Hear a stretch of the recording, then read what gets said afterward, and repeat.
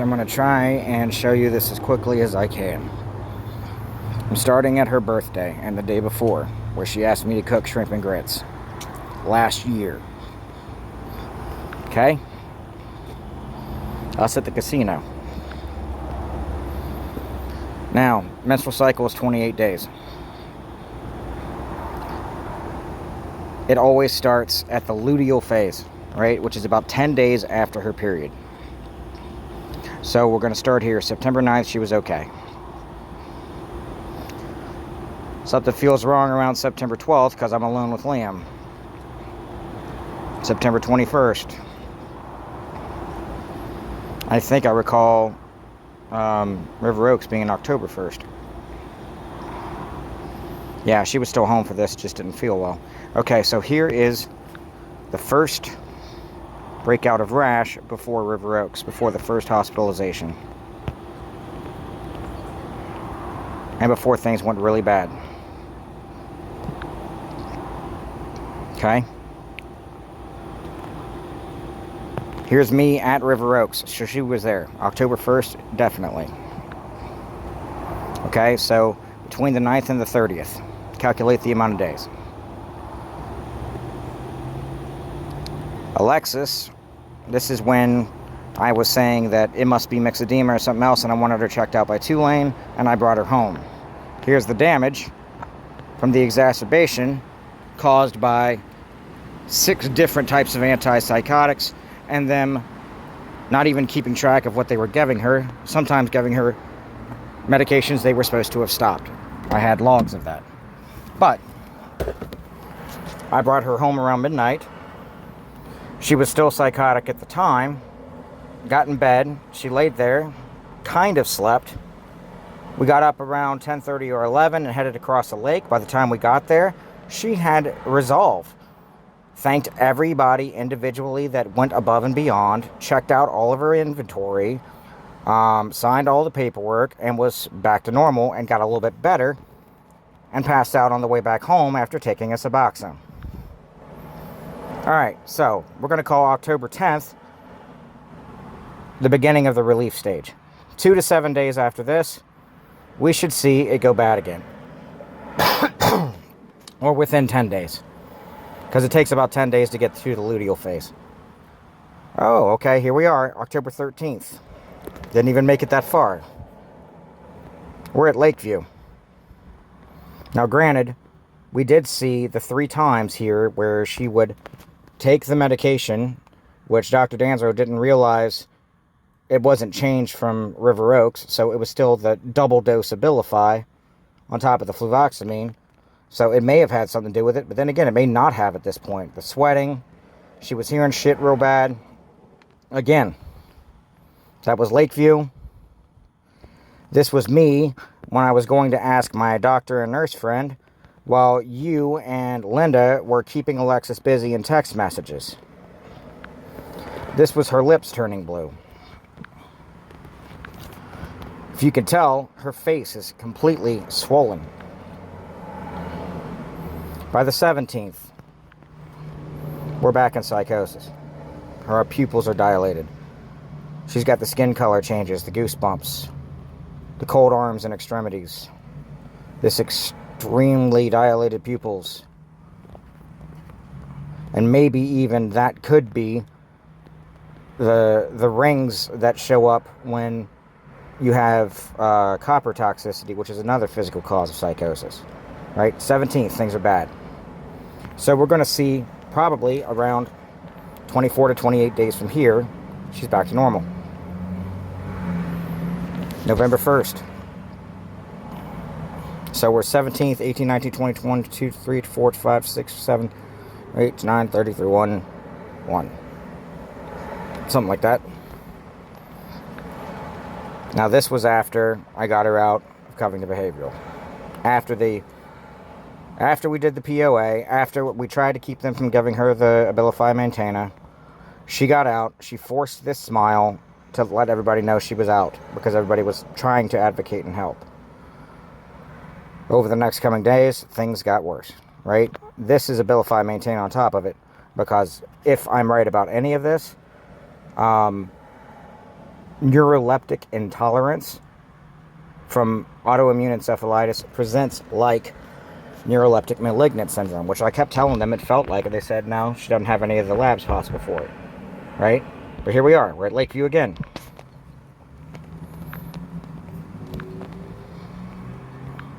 That does not look normal or well. She's trying hard.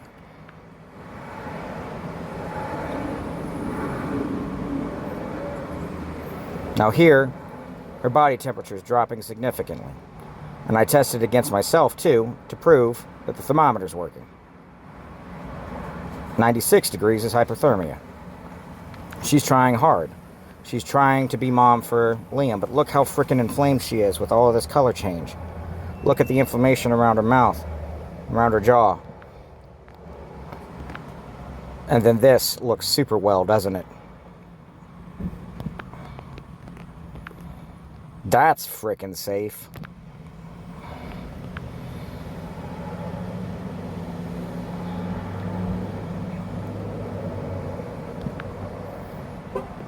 This was the response from Zofran IV. Within 30 seconds, it threw her into psychosis. 30 freaking seconds from Zofran. Now we're inpatient at Lakeview.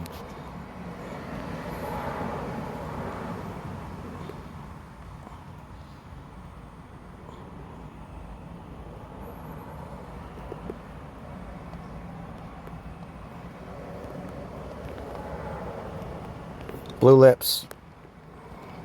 I also noticed for the first time that hypoventilation where she was barely breathing. That's stuck around, and that's one of the symptoms of AE.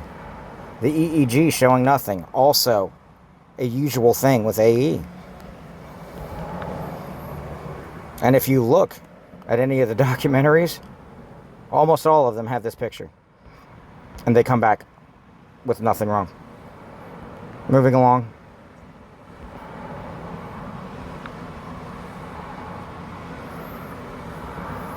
She's super cold, and the Levaquin is causing her symptoms to get worse. She's also swelling more, if you notice. Because just a couple days ago, her face was not like that. This looks right.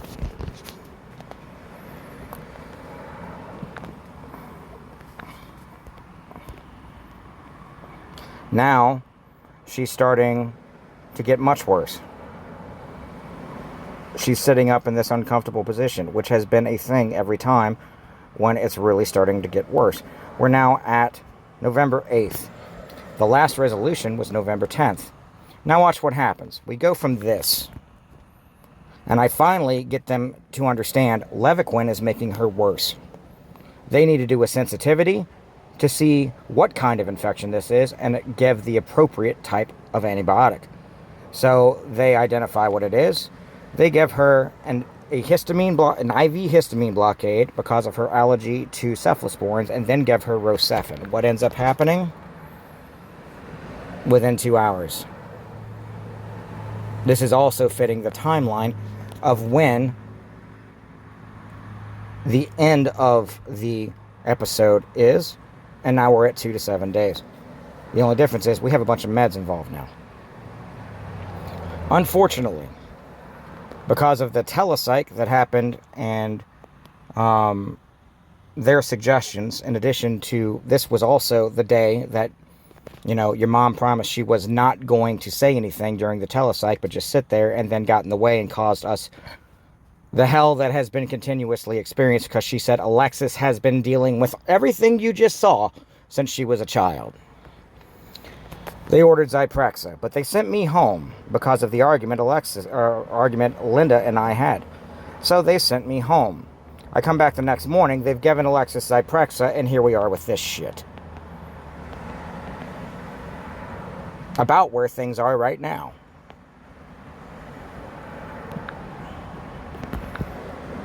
This is where she would hover and would refuse to sit on the toilet, and, you know, blew up the entire bathroom after they gave her the, I can't remember the name of that pill. And then, lo and behold, my mom's in the hospital. Moving along. November 10th.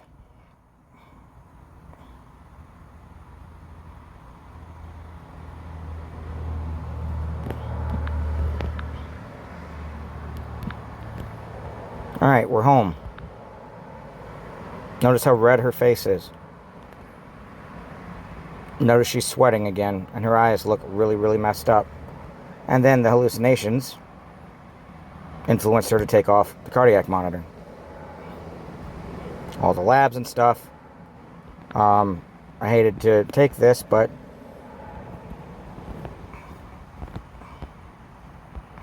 there was rash and stuff.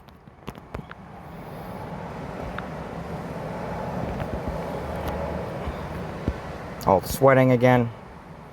Alright, we're at the 12th, now we're at the 13th. We're doing 28-day cycles now. Here comes the emotional.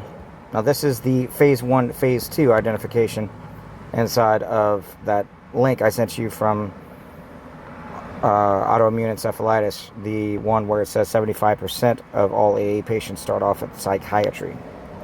Okay?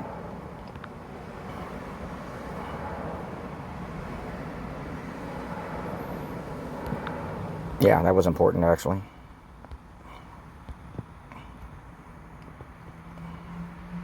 Rapid eye movement. That's okay, but this wasn't. This is what psychiatry forced. Can't get that out of her arm. But it's also in alignment with the cycle. Right? November 13th. We're coming up on the worst of things now. Here's the first, like, real presentation. Catatonia. And that looks healthy. Now we're at neurocare, trying to get help, and she's back to this again. Why? Well, tried taking a Zyprexa.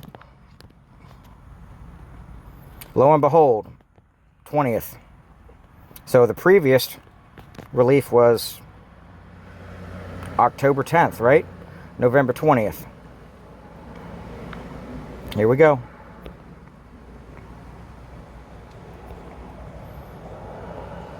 PC. Full tremor. No IVs. No monitors hooked up. It's there, but it's not in. Nothing. Q beacon the first time. November 21st. December 8th is going to be when she got out. That doesn't look right. She wasn't right. In fact, she was very, very bad because they couldn't find the Suboxone that she had been taking constantly in her urine, so they made her go the entire stay there in withdrawal. Now we're at the at-home EEG, which found nothing. Like I said, that's normal. But while it's on, we have this.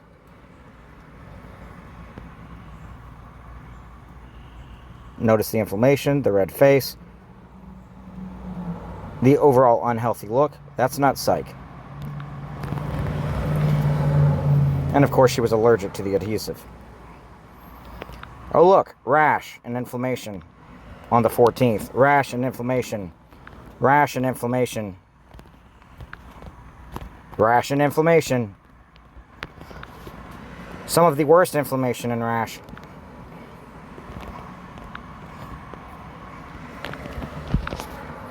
Psych causes all that, right? And then the historical that keeps coming back, the leg rash. Lips are again blue. Lowest O2 reading ever found. This is technically emergency. The eye thing. Alright, so we're at the 18th. I had stopped taking pictures and stuff for a while. People were convincing me this must be psych. I needed to back off. Okay.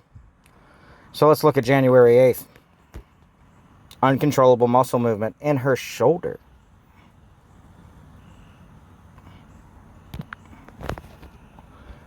I can't show all of this one, but it's the same kind of uncontrollable muscle movement. She's nude in that one and standing.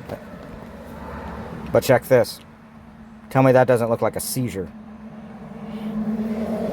It was either neuroleptic intolerance because of the medication or seizure. And if you notice how swollen and red her hands are too, this was when she started having rapid psych issues and lowered oxygen and all the stuff from smoking half a cigarette. Alright, now we're getting really bad again. She is standing outside, refuses to move. She's catatonic. She'll barely respond, and I have to literally drag her to get anywhere, but this is what she is. I'm in front of her, she won't look at me. Now, here's one of the key signs of autoimmune encephalitis. Watch the hands. I know it's trash. I can't do anything about it, but the hand, the uncontrollable twitching of the hands, and the catatonia, like.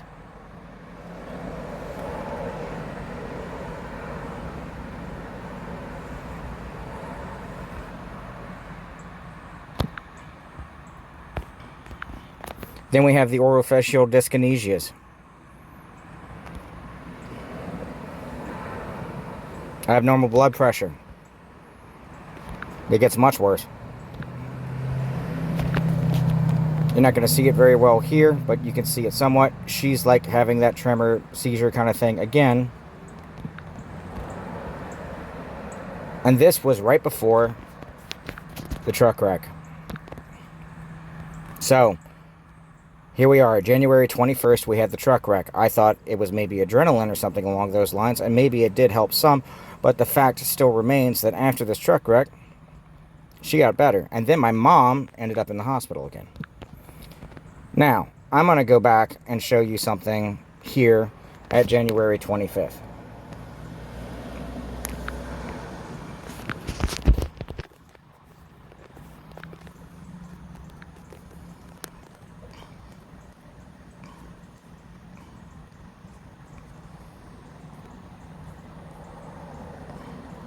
Here it is.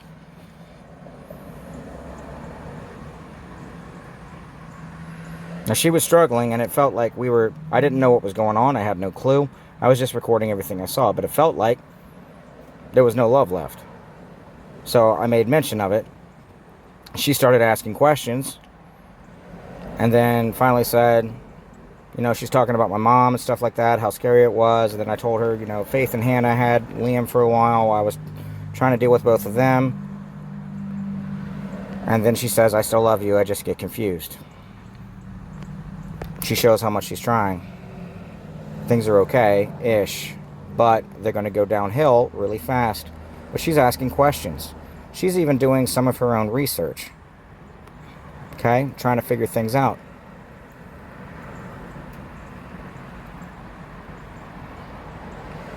She's asking for specific food. Blood pressure starts going high again. Then she stops responding altogether again by February 1st. Alright, so here we are, January 25th. For 6, for 7, 28, 29, 30, 31, 1. That's 7 days. February 1st is when things go bad again. But we ended up going to Waffle House, having a good time. She's hugging up and loving up on Liam on the 26th, but here we are, February 1st. Here we go. By the 3rd, back in psychosis. Are you seeing the cycle? By the 9th, serious inflammation. Rash and inflammation. There was just a little bit of improvement on the 12th for some reason. My buddy died on the 14th, I'm pretty sure. Then we go to shit again. Her fingertips start turning blue. She's about to start standing catatonia-like again. Swelling and redness. Swelling and redness. Some of the breakout. Some of the worst inflammation seen. Here we go. Peeling of the face, like there's thyroid issues.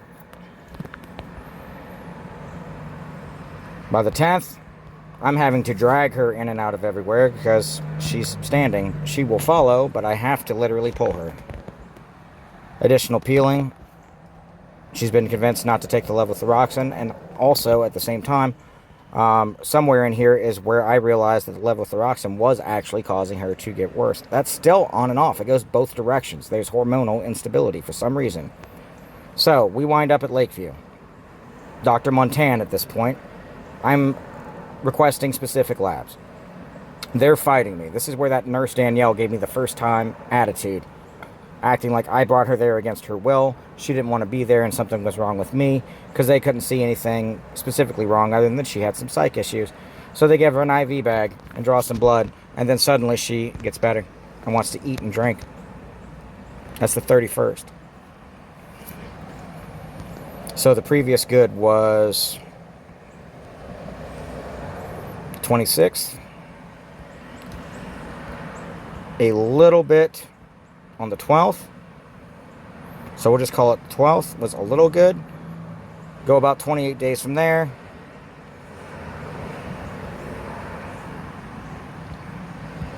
Here we are at the 31st. She improves, but it was from an IV bag and it was rapid. Alright, so here we go.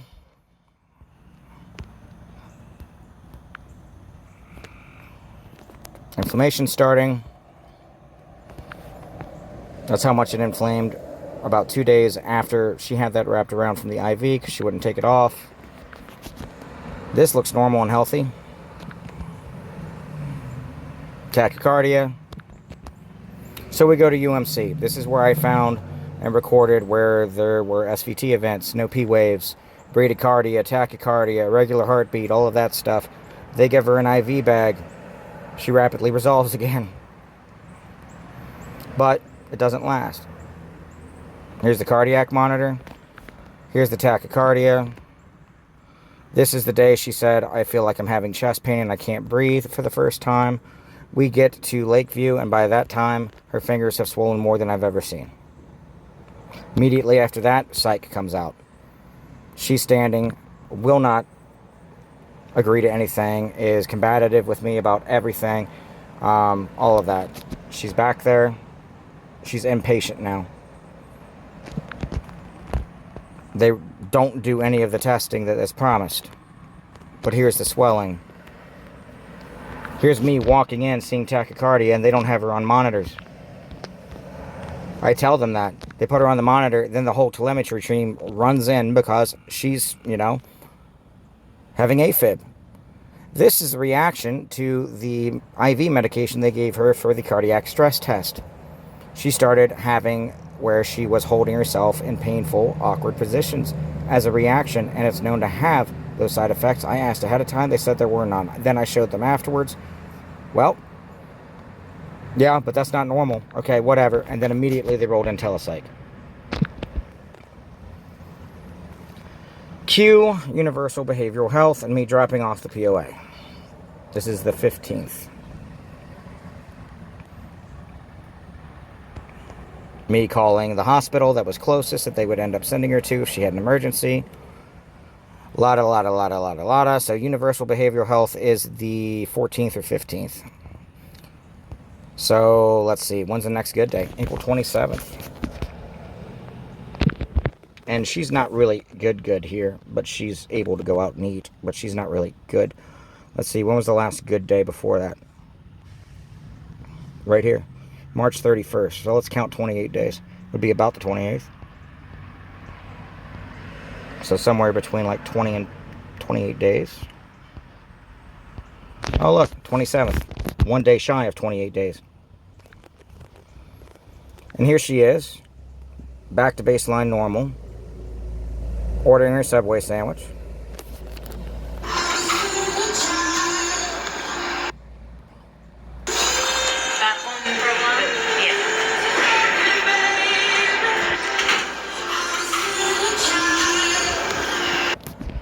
Okay, so here's the beginning of it getting better. Here's it better. We got 2 to 7 days now. Lo and behold, here we go. Flu-like symptoms are showing. One of the big identifiers. Tongue's turning color. Swelling starting to come back. Boom, 15.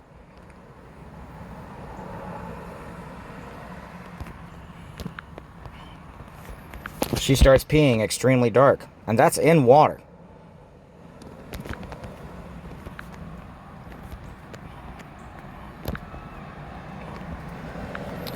The token leg rash. Okay, here we go. So that was starting on, okay, 28th was good, which means sometime around 24th should be next good. May 25th through the 27th. Look, we're making silly faces.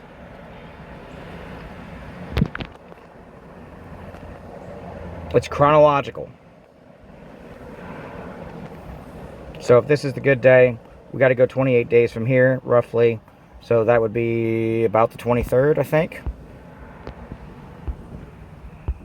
Things sped up maybe a little bit. I don't recall. Here we go, 25th. If I start reading pulse ox, it's because something's going wrong. At this point, I think it's just some kind of anxiety thing. I don't know what's going on. It's Raynaud's, it's anxiety, it's something we can't figure out. But it starts. And then here I see the butterfly rash for the first time. Slidell Memorial Hospital. Look at the rash on the hands. Swelling. Then I get her discharged from there after they get the labs. She won't get in the truck. She's fully catatonic and unresponsive and crying, but not responding after lactated ringers and IV diazepam. Lactated ringers, lactic acidosis. I don't know what the hell else to identify here other than we're at the 30th. It's the right time. Then she has her period. Literally the darkest thing I've ever seen, and the first real period she's had in a while. And she's better on the first. That's about 28 days again, right?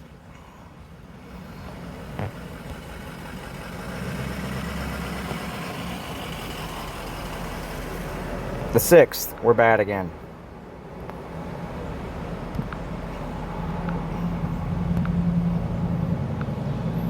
She's starting to go downhill here, and then within an hour of this is catatonic and not responding again. She kind of has some relief of symptom for minutes this time around. She's complaining about this thing behind her ear she can't get out. Then, here, for the first time ever, she starts arguing with the hallucinations. Well, how?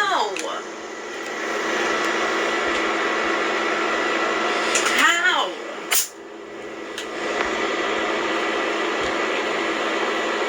How do I get off? How?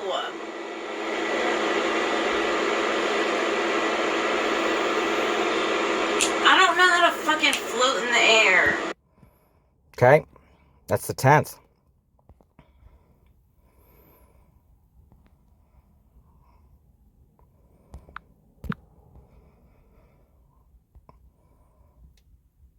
After this, we had about 2 days total.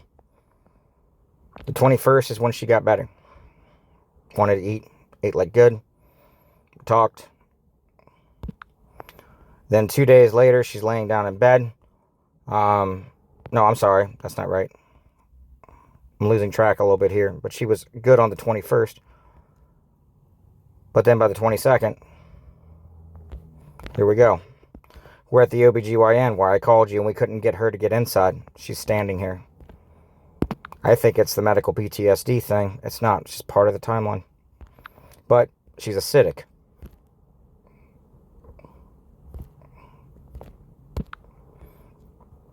Tachycardia has returned. She also refuses to take the anxiety medication.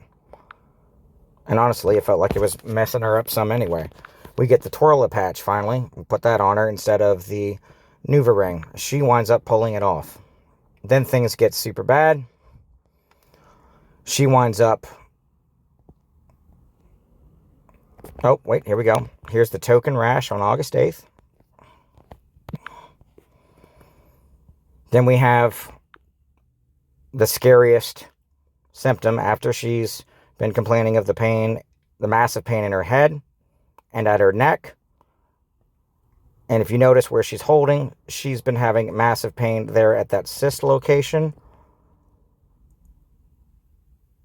But she's talking as if she is one of the hallucinations. But if I ask her a question, she'll respond and say, no, thank you. But she has the pain on that left side, and she's super inflamed out.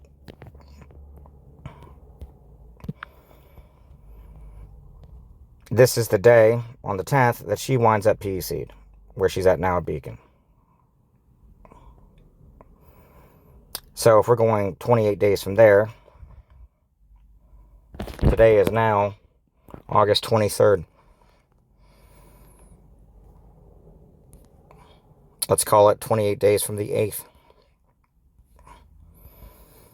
That would put it at right about now. Sometime in the next couple of days, she'll have her period. If the HRT not being active, because she's not on the HRT now, I'm sure. I'm sure she's not. They never, ever keep that going, regardless of anything, when she's inpatient at one of those places.